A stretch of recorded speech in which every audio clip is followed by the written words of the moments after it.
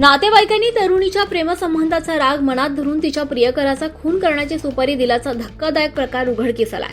सैराट चित्रपटाच्या कथानकाप्रमाणे घडलेल्या या घटनेनं खळबळ उडाली आहे। या प्रकरणात पिंपरी चिंचवड पोलिसांच्या गुन्हे शाखेच्या गुंडाविरोधी पथकानं तिघांना ताब्यात घेत कारवाई केली आहे।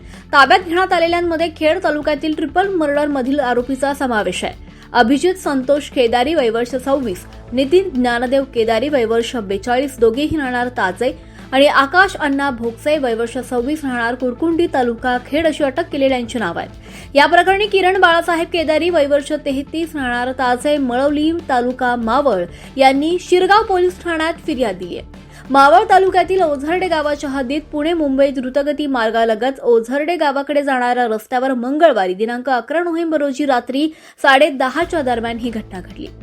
संशयितांनी फिर्यादीचा भाऊ विकास बाळासाहेब केदारी वय वर्ष 31 राहणार ताज याला जीवे मारण्याच्या उद्देशानं त्याच्या मानेवर पिस्तुलासारख्या हत्यारानं गोळी मारून गंभीर जखमी केलं।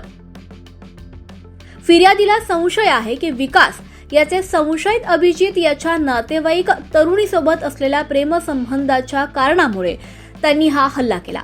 दरम्यान घटनेनंतर संशयित पसार झाले। या प्रकरणी शिरगाव पोलीस ठाण्यात गुन्हा दाखल करण्यात आला। या गुन्ह्याचा समांतर तपास पिंपरी चिंचवड आयुक्तालयातील गुंडाविरोधी पथक करत आहे। पथकानं संशयिताचा माग काढला, त्यानुसार तिघांना ताब्यात घेतलं आणि या संशयित अभिजित केदारी याला रायगड जिल्ह्यातील माथेरान येथून तर नितीन केदारी याला सातारा जिल्ह्याच्या वाई तालुक्यातील मांढरदेवी येथून ताब्यात घेतलंय। तिघा संशयितांपैकी नितीन केदारी आणि आकाश भोगसे यांच्यावर पूर्वीपासूनच खून आणि शस्त्रप्रकरणी गंभीर गुन्हे नोंद आहेत।